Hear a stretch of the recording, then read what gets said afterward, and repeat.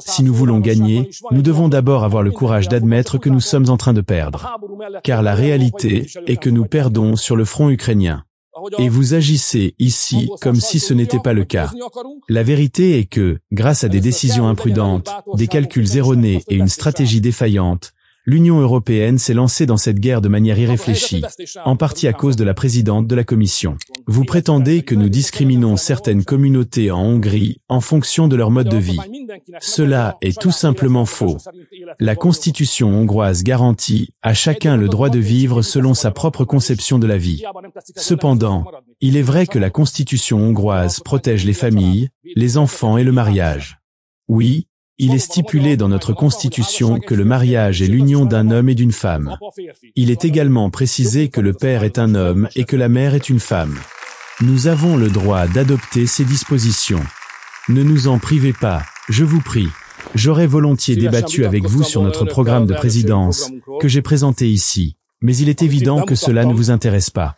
Vous préférez organiser ici une sorte d'intifada politique partisane, en répétant toutes les accusations mensongères de la gauche contre la Hongrie.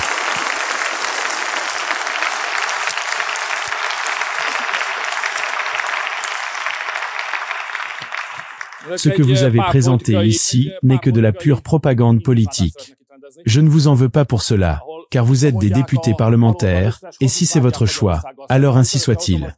Ce qui m'a néanmoins surpris, c'est l'intervention de la présidente de la Commission, car il est indéniable qu'il existe des divergences entre la présidente de la Commission et la Hongrie, divergences que j'ai délibérément choisi de ne pas aborder ici, étant donné que notre travail dans le cadre de la présidence est consacré à l'Europe. Je trouve regrettable que la présidente projette ces divergences sur le travail de la présidence. Ce n'est pas correct, selon moi. Malheureusement, je dois évoquer des souvenirs plus anciens. Autrefois, cela ne se serait jamais produit. Un président de la Commission ne se serait jamais permis de tenir de tels propos. Cela aurait été inconcevable.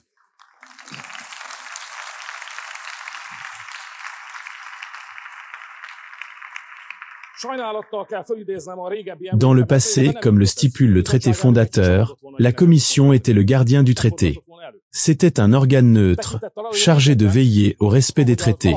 Son rôle était de mettre de côté les querelles politiques et de traiter les divergences sur le terrain juridique. Malheureusement, je constate que la présidente transforme cette fonction, faisant de la Commission un outil politique, une arme qui attaque les patriotes, les conservateurs et les défenseurs d'une Europe des nations. Ce n'est pas acceptable, selon moi.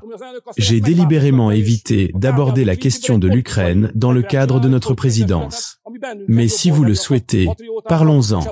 Madame la présidente de la Commission, je rejette fermement vos propos.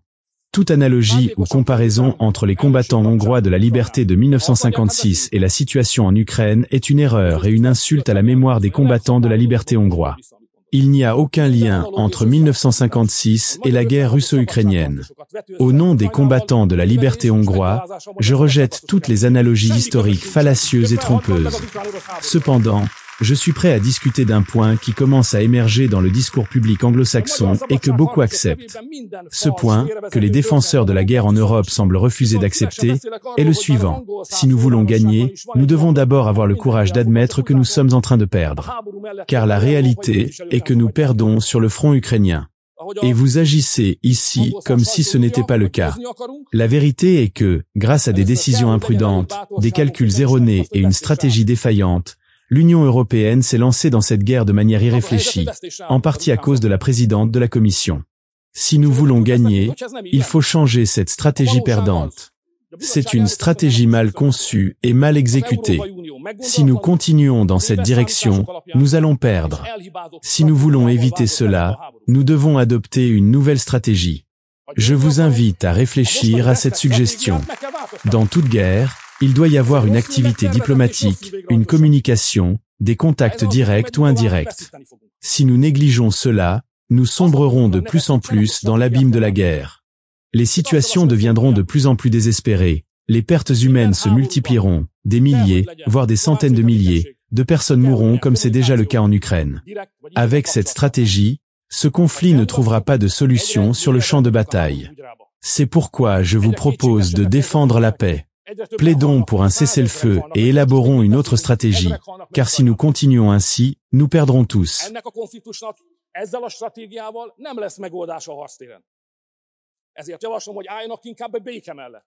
Érveljünk a tűzszünet mellett, és csináljunk egy másik stratégiát, mert ezen mindannyian rajta fogunk veszíteni. Quant aux critiques de la présidente de la Commission sur la Hongrie, selon lesquelles nous aurions simplement libéré des passeurs, elles sont infondées. Ce n'est pas vrai. La Hongrie arrête tous les passeurs, puis les expulse du pays après un certain temps, avec l'avertissement que s'ils reviennent, leur peine de prison sera doublée. C'est pourquoi ils ne reviennent pas. Nous avons libéré l'Europe de plus de 2000 passeurs, Madame la Présidente. Pour cela, nous devrions recevoir des remerciements et non des critiques. Certains, comme M. Weber, ont plaidé pour l'unité européenne. Nous sommes partisans de l'unité dans la diversité. Nous n'accepterons jamais que l'unité européenne signifie qu'on nous ordonne de nous taire si quelque chose ne nous plaît pas. L'unité européenne ne signifie pas que tout le monde doit se taire lorsqu'il est en désaccord avec la majorité ou avec la présidente de la Commission. En Hongrie, le gouvernement bénéficie d'une majorité des 2/3 au Parlement. Mais jamais il ne se serait permis ce que vous avez fait ici. En Hongrie, malgré la majorité des 2/3, l'opposition a toujours obtenu les postes qui lui revenaient dans les commissions parlementaires. Mais vous avez privé les patriotes de ce droit ici. Et vous osez nous donner des leçons de démocratie. C'est absurde.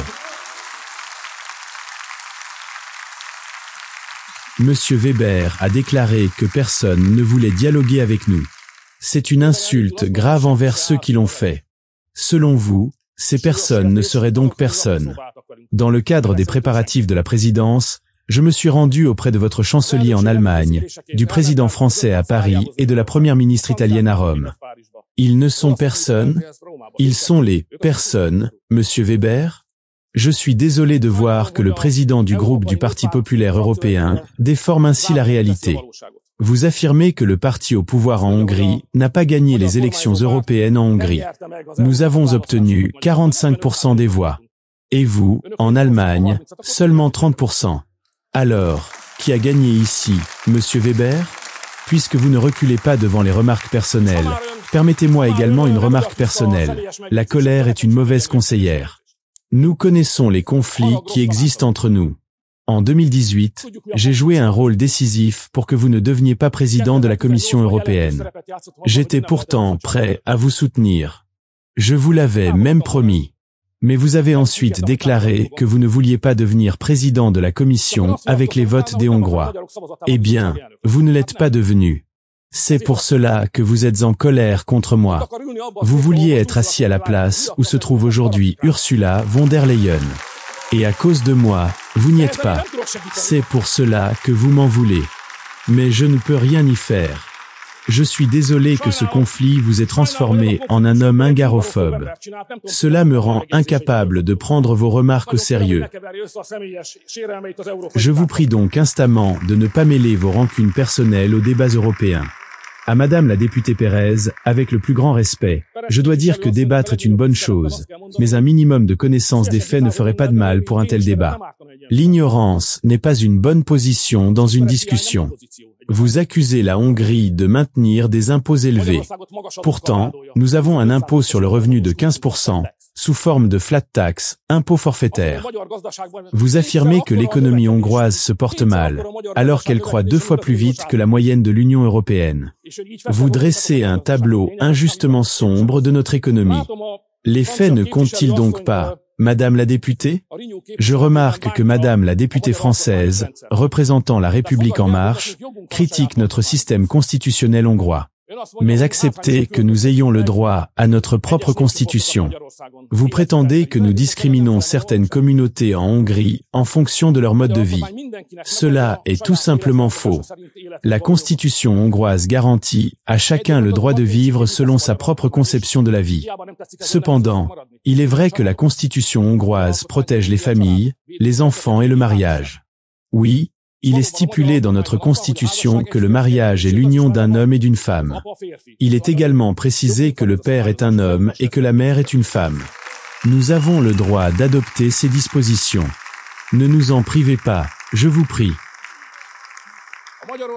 Concernant les accusations de corruption visant la Hongrie, je dois les rejeter fermement.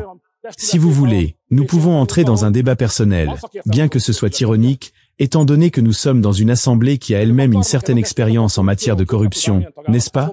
Cette institution veut-elle vraiment donner des leçons de lutte contre la corruption à n'importe quel État membre? Vous êtes sérieux? Un député de votre groupe a déclaré que de nombreux Hongrois quittent leur pays. Ce n'est pas vrai. Proportionnellement, autant de Hongrois travaillent à l'étranger que d'Autrichiens. Les Autrichiens fuient-ils leur pays, eux aussi? C'est une conception fausse, une propagande malveillante. Concernant les fonds européens, je voudrais simplement rappeler que nous savons tous que 80% de l'argent que l'Union envoie à la Hongrie retourne dans vos poches. Les subventions versées à la Hongrie finissent dans les caisses de vos entreprises.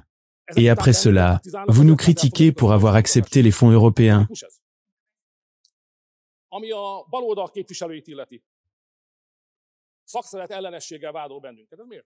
Est-ce logique? Quant aux représentants de la gauche, vous nous accusez d'être hostiles aux syndicats, ce qui est injuste. Nous avons conclu des accords avec les syndicats. Récemment, nous avons convenu d'un programme pluriannuel d'augmentation des salaires. Nous avons également négocié une augmentation du salaire minimum, et nous continuons à discuter.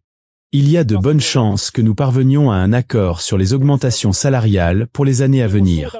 Quant au mot « nazi », ce n'est pas moi qui l'ai introduit dans cette conversation, mais vous. Vous avez dit que je suis un antifasciste. Je respecte cela. Mais ici, je prends la parole pour un citoyen allemand qui est venu en Hongrie. Cet individu a attaqué violemment des passants dans la rue, causant de graves blessures corporelles simplement parce qu'il n'aimait pas leur apparence. Ça, c'est un comportement nazi. En Hongrie, on ne peut pas attaquer des gens dans la rue pour des raisons politiques, puis venir au Parlement européen en demandant d'échapper à la prison pour des crimes de droit commun commis en Hongrie. Cela n'est pas acceptable. Je vous demande de réfléchir à cela, et de ne pas me demander de libérer des criminels condamnés des prisons hongroises. La présidente de la Commission a mentionné le nombre de Russes travaillant en Hongrie. Nous sommes ici dans un cas d'hypocrisie. L'an dernier, nous avons délivré 3000 permis de travail pour un total de 7000 Russes travaillant en Hongrie. Madame von der Leyen est allemande, n'est-ce pas? Alors parlons de l'Allemagne. En Allemagne, 300 000 Russes travaillent. 300 000. Et vous m'accusez? Madame la présidente Pérez dit que l'Espagne compte 100 000 Russes. 100 000. Et encore, vous me critiquez? En France, il y a 60 000 Russes qui travaillent. Et vous critiquez la Hongrie pour ses 7 000 travailleurs russes? Est-ce équitable? En ce qui concerne les relations économiques, la Hongrie commerce de manière transparente. Mais si je regarde vos pays, je vois que beaucoup d'entre vous contournent les sanctions en commerçant avec la Russie via des pays asiatiques. Voici les chiffres. L'Union européenne exporte chaque mois pour $1 milliard de marchandises supplémentaires vers certains pays d'Asie centrale par rapport à avant la guerre en Ukraine. Pourquoi donc? C'est ainsi que vous contournez les sanctions. Les entreprises allemandes, françaises et espagnoles les contournent de cette manière. Vous parlez aussi d'énergie.